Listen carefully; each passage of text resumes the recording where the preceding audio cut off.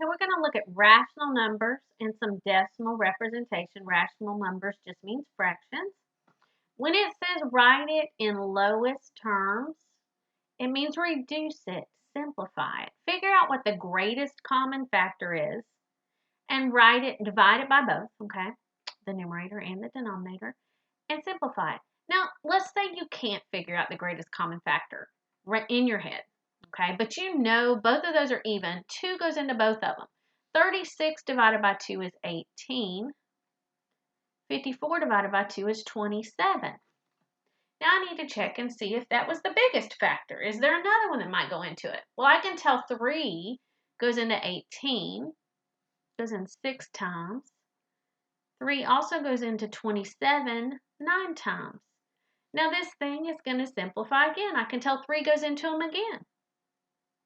3 goes into 6 twice. 3 goes into 9 3 times. Now it is simplified. Nothing will go into 2 and 3. So it's just 2/3.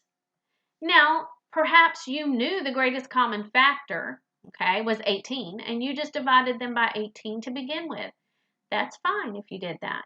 Also, if you have a calculator where you can plug it in and it reduces it for you, that's possible as well, as long as you can get it simplified. If you're terrible with fractions, then use that fraction button.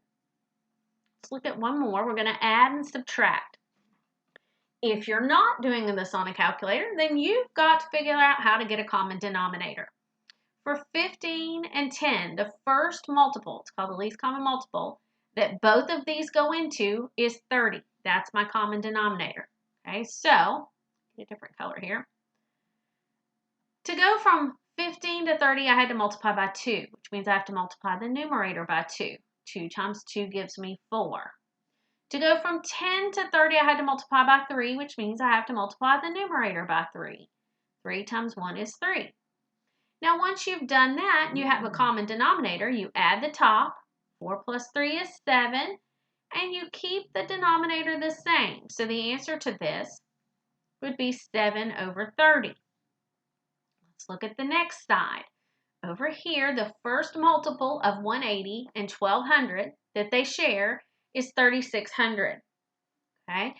Now, 180 goes into 3600 20 times. So I also have to multiply the numerator by 20.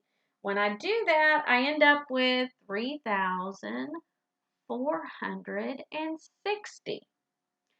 Now, on the other side, 1200 goes into 3600 3 times. So I have to multiply 69 times 3, which gives me 207.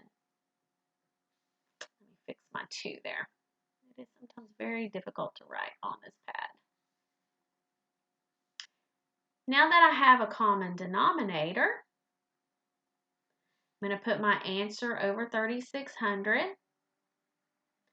And I'm going to do 3,460 minus 207, which gives me 3,253. By the way, neither of these answers would reduce. If you could reduce them, you would do so.